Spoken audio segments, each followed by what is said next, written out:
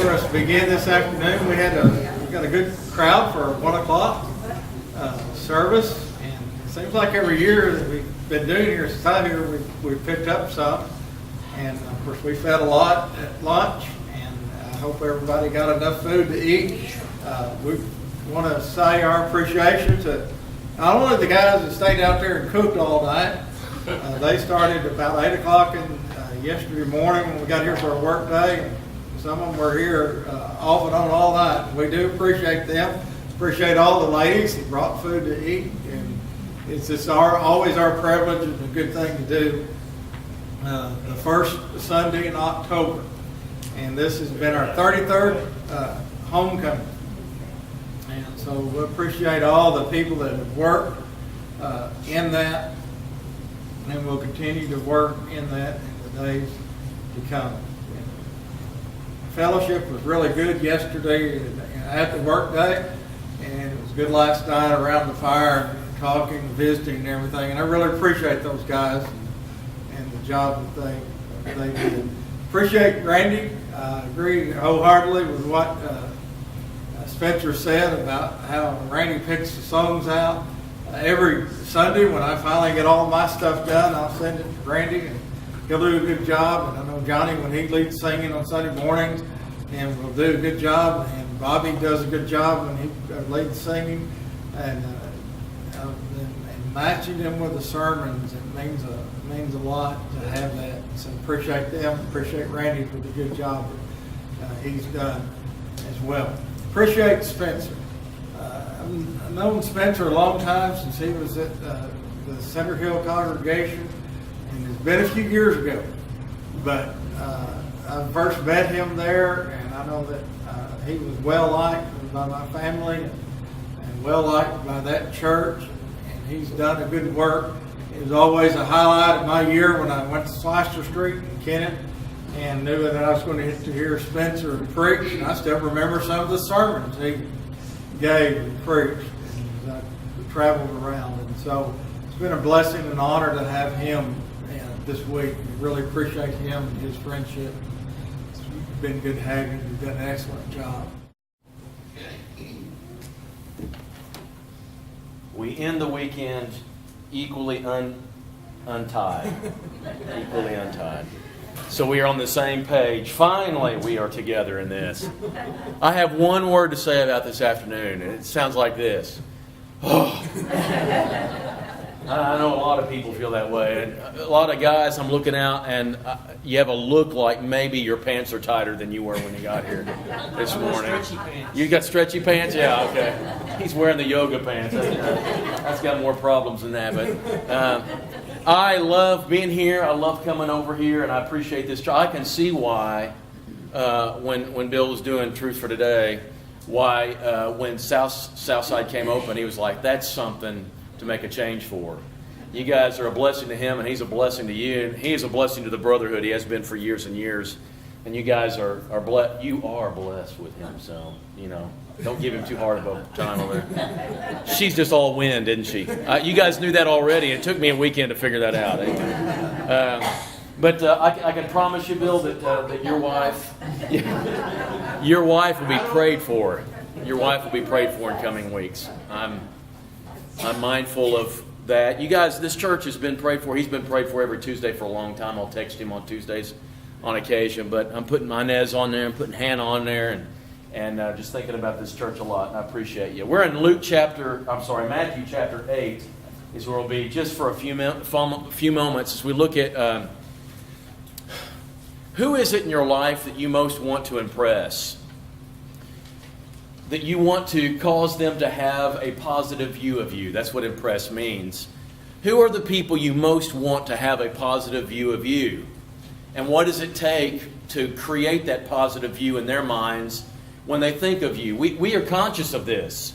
Our employers, if you have a job, you want your employers to be impressed with you. That when they think of you, they think that's a great worker. In order to do that, you got to know what your boss wants. It's kind of like a job description, and you do the job that your employer wants, and that impresses him or her. And so you seek to be impressive to your employer. You seek to be impressive to your friends because you want to keep them, right? And so you want to know, what is it that I can keep a positive flavor in their minds about me about with this? And your spouse, I hope you want to impress them. I hope that you know once in a while to cook his favorite meal. Do you know what it is? Of course you know what it is. When you're wanting to be really sweet to him, you cook that meal. Or when he really wants to be sweet to you, knows that you love that massaging of your feet or massaging of your shoulders or whatever, and he comes along and he does that because he wants to keep a positive feeling in your mind about him. And you know how to do that. Melissa knows my favorite meals. She knows all that stuff, and we kind of figure this out over time. You got to be careful with this, I guess, especially in dating days. I think of people who, these guys that bent over backwards to make a positive impression and actually made her think that he liked the classical music she listened to on the radio or the way she played that French horn. Or maybe these women that make the guy think she likes football. Makes the guy think that she likes being out in the woods with nobody around for 18 hours in a row and never see anything while they're hunting. And you get to make them think that. I'm going to marry this girl. And he marries her. And then she says, gotcha. I don't really like all that stuff. That can happen, can it? You got to be positive and be truthful with your impressions. And so as we think about this, I think about impressing. Who do we want to impress? And because often the way we live our lives is an attempt to impress somebody. And if you can determine who that somebody is and what they want, that's how you live. Our young people often live to impress the culture around them. That's what they most want to impress. And my question from the text today from Matthew chapter 8 is, do we strive to impress God? Is that something we want to do? And do we know how to do it? Do we know what it takes to make God smile with pride at us? Matthew chapter 8, beginning verse 9. When he had entered Capernaum, a centurion came forward to him, appealing to him, Lord, my servant is lying paralyzed at home, suffering terribly. And he said to him, I will come and heal him, Jesus says to the man. But the centurion replied, Lord, I am not worthy to have you come under my roof, but only say a word, and my servant will be healed. You don't need to come. It doesn't need to be in live. You can do this in absentia. For I too am a man under authority with soldiers under me, and I say to one, go, and he goes, and to another, come, and he comes, and my servant, do this, and he does it. When Jesus heard this, he marveled. Jesus marveled at this man. How would you like it said of you at the end of the day? Your Savior marveled at how you live your life. Is that anything you aspire to? And he said to those who followed him, I tell you this, guys, with no one in Israel, there's not a Jew I've found faith this strong. Ooh. That ain't good words to a Jewish person, right? I tell you, many will come from the east and the west and recline at a table with Abraham, Isaac, and Jacob in the kingdom of heaven, while the sons of the kingdom will be thrown out to outer darkness. In that place there will be weeping and gnashing of teeth. And to the centurion, Jesus said, go, it's been done for you as you've believed. And the servant was healed from that very moment. Wow. Making the master marvel. There was one other guy, there's one other setting where Jesus marveled, and it was a bad way. He marveled that nobody in his hometown came to be healed because they knew him too well. That faith, the lack of faith amazed Jesus. Sometimes Jesus goes, you know what, I've done so much for you. God has done so much for you. I'm amazed that you have no greater appreciation to him than that. I don't want that to be the marveling of my master, right? To make the master marvel, to make him look at you and go, you know what, that is really impressive. And here's a Gentile centurion. Now that has to really get on the nerves of the Jewish people to hear that in the story. I'll liken this to when I was ninth grade English, teaching the difference between verbs and nouns. And we were in class and the teacher says, verbs and nouns, but you know what? They could switch places. And that just blew my mind. Verbs and nouns could switch places. I give you an assignment. I want you to turn the word banana into a verb.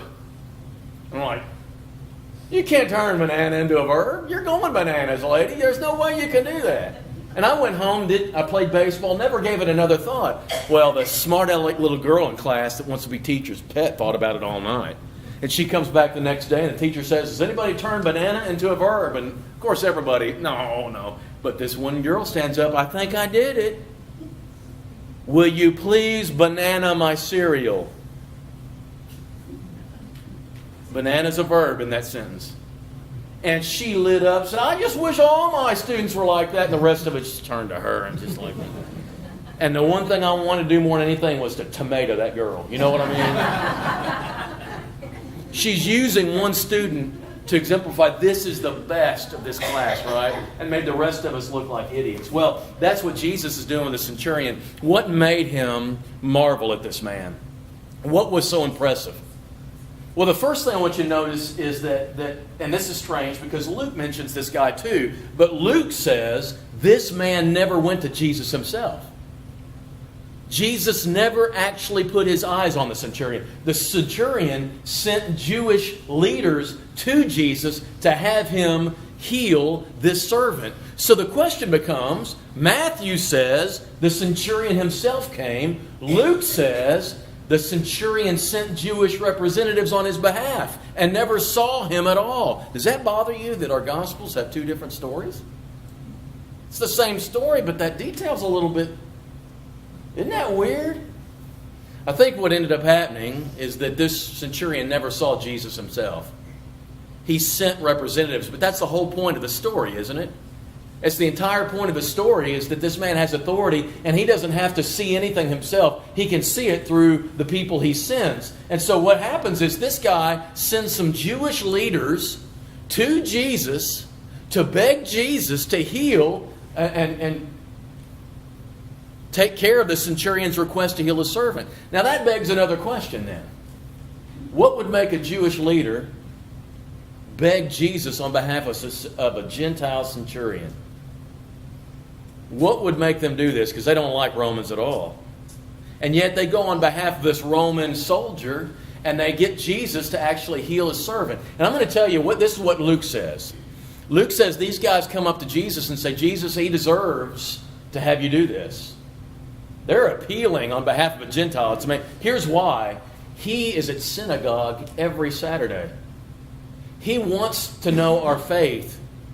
He's in Bible class. And not only that, but he has funded our synagogue. He has put money into the synagogue so that it can exist. This man wants to know God as best he can. And he is searching and he's studying and he's looking for him. And he's using his own resources to fund that study. Now I'm going to tell you what I think this means.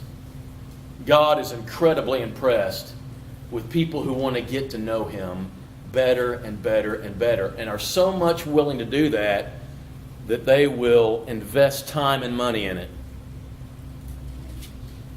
I think God looks at us, and I don't think this thing of Sunday night and Wednesday night thing needs to be a fight necessarily. But don't you know God looks at that and says, who really wants to know me? Who really wants to know me? In Colossians chapter 1, there's this passage I love, and he says this. Paul prays for the Colossians they may be filled with knowledge of his will, filled with all spiritual wisdom and understanding, to walk in a manner worthy of the Lord, pleasing him in every way. And it says 4 ways that you can do that. One is bearing fruit in every good work, and the second one is increasing in the knowledge of God. You know what thrills God, pleases him to no end? When his people want to know him so bad, they'll do whatever it takes to know him better. Now, I'm amazed when at Valley View and every other church that I see, these kids that want to play baseball year-round. There used to be seasons of baseball. Now baseball's just year-round. And they put money into this. They go to camps to get better. They get the best equipment. Every weekend they're going and they're dishing out money for hotels and money all weekend for 3 games in this tournament. They want to play baseball. And they go out there and they do whatever it takes. They do the camps. They do the equipment. They do the trips. They pay the expense. Whatever it takes to get better at baseball. Nothing wrong with that. But you know what I'm about to say? But Sunday night and Wednesday night's too much. How bad you want to know God? How bad is that? Are you willing to actually fork out some money for it? To go to these youth trips that do cost money for people, but you know what? If you want your kids to know God, you're going to give them these experiences.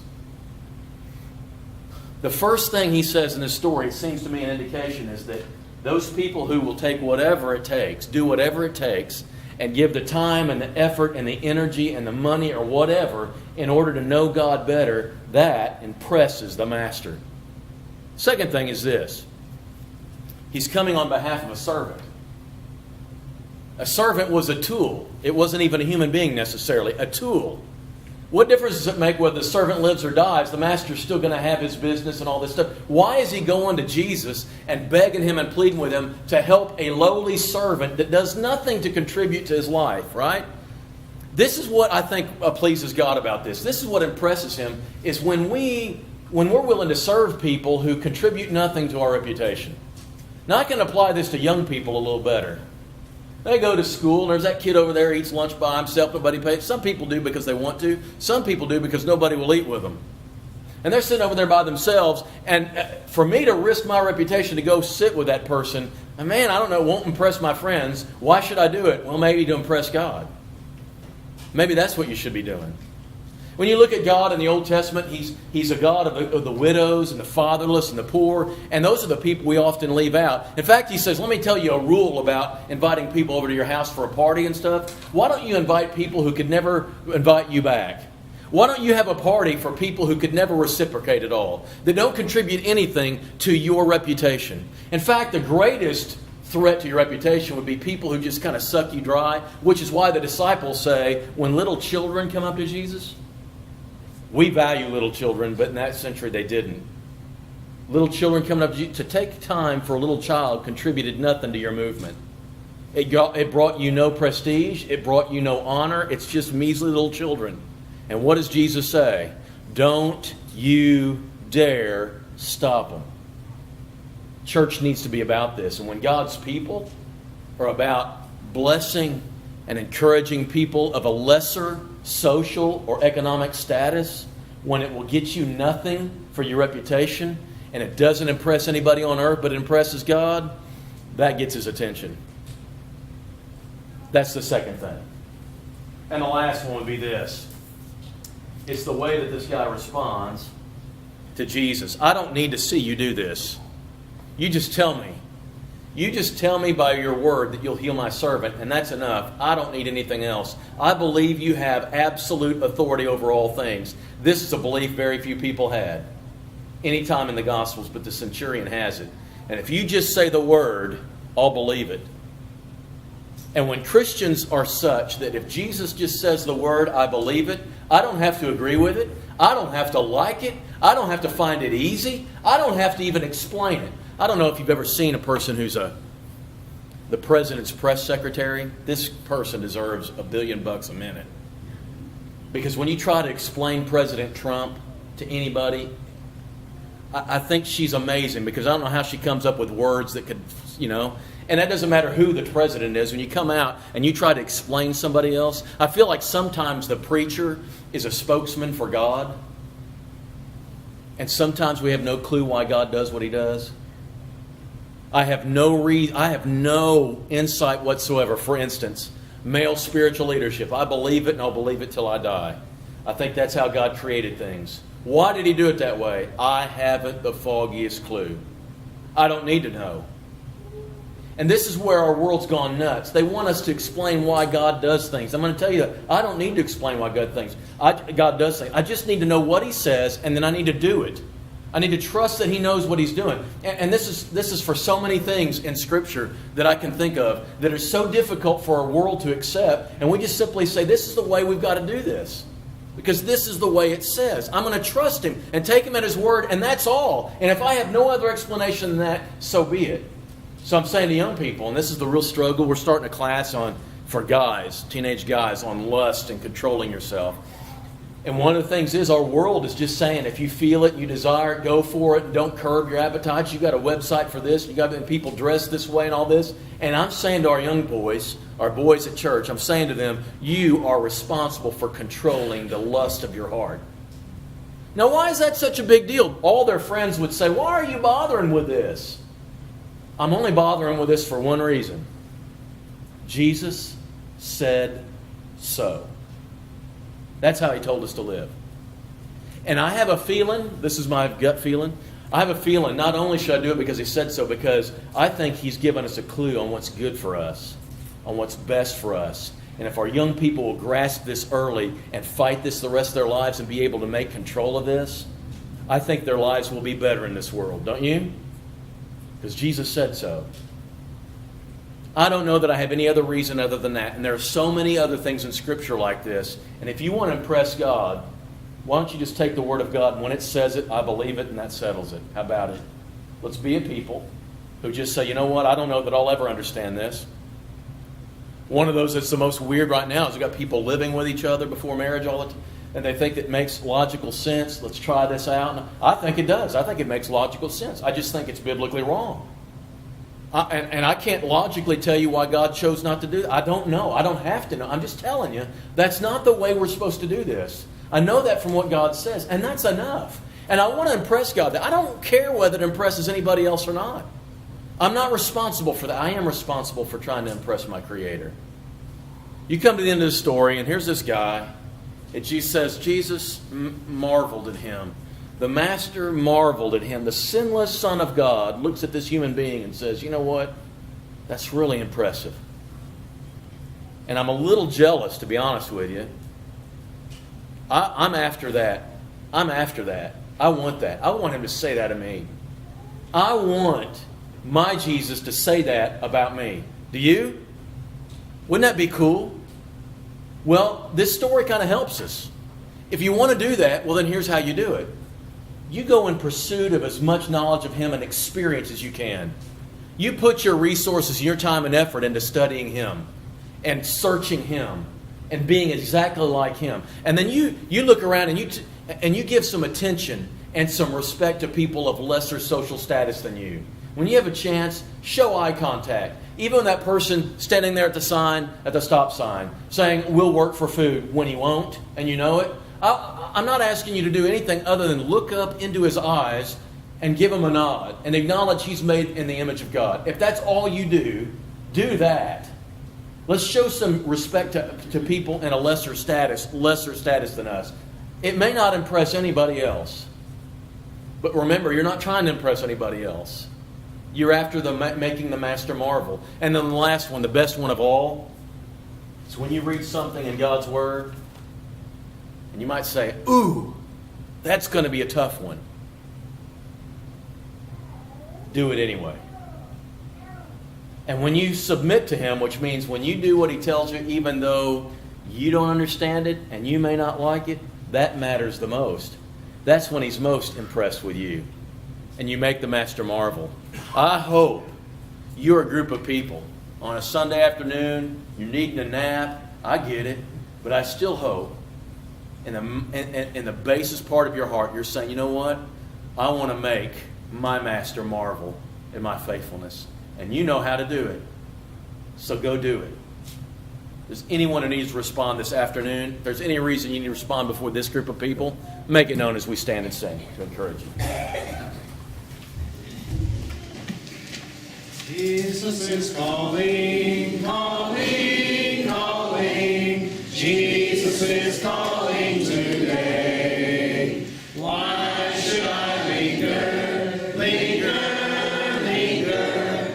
I will arise and away. They are so happy, happy, happy. Who their Savior obey? Why should I linger, linger, linger? I will arise and away. Jesus is pleading, pleading, pleading. Why should I wander in sin? While to His glory, glory, glory, glad He would welcome me in. They are so happy, happy, happy. Who do their Savior obey? Why should I linger, linger?